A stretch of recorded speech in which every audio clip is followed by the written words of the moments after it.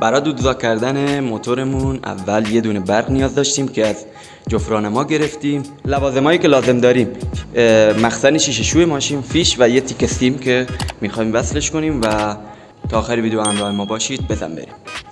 یه تیکه لوله نیاز داریم که داخلش گازوئیل رو رد کنیم که جلوش هم موره داره. این پیچ رو اگزوز جوش میدیم و اینم اینجا میبندیم. اینم مال گاز موتور.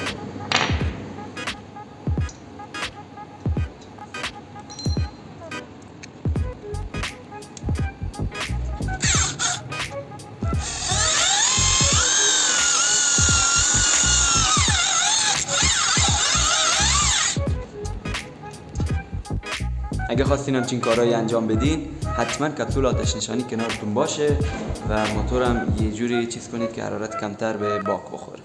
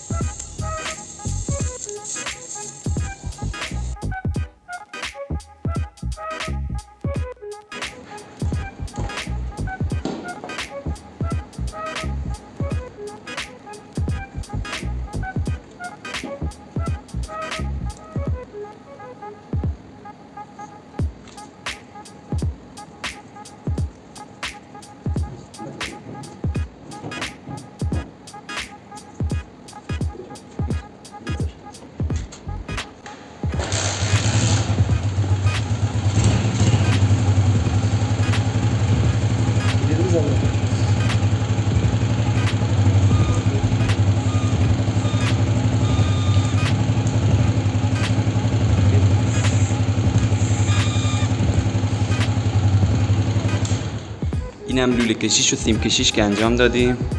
لوله گازوئیل میاد از اینجا میره از زیر باک و لوله برقش میاد داخل بغلک موتور.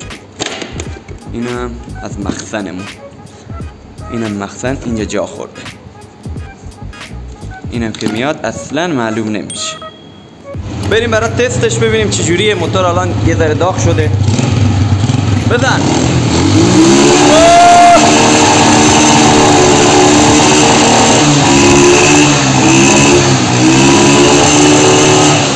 بریم تو فضا باز هم یه تستی بزنیم ببینیم چجوریه.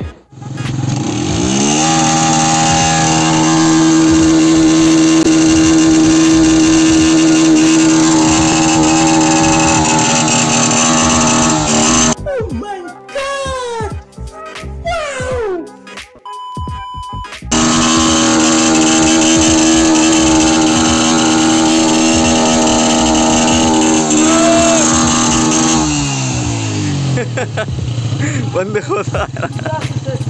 خداوند انشاءالله همه ما را آدم کن.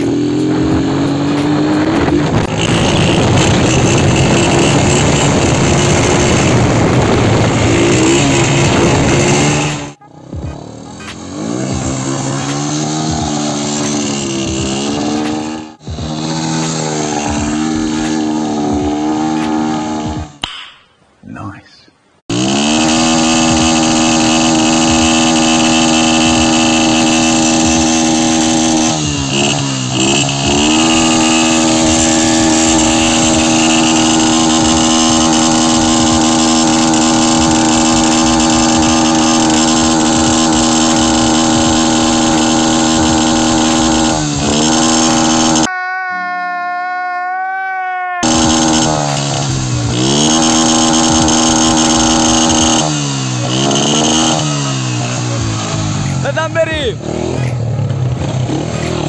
نعرف کوب دادی علی.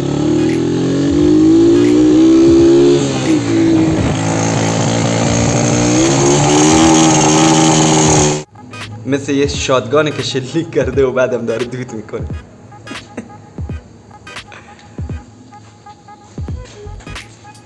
اینم از سیم پیشیش اینجوری اومده و اینم لولش، اینم مخزنش هم اینجا گذاشتیم. مایعی که داخلش هم ریختیم گازوئیل و سوخت نیسته، ضد یخ ریختیم به خاطر اینکه خطر هم نداره، وقتی هم که تموم بشه دیگه اگزوزتون خراب نمیشه و دود نمیکنه.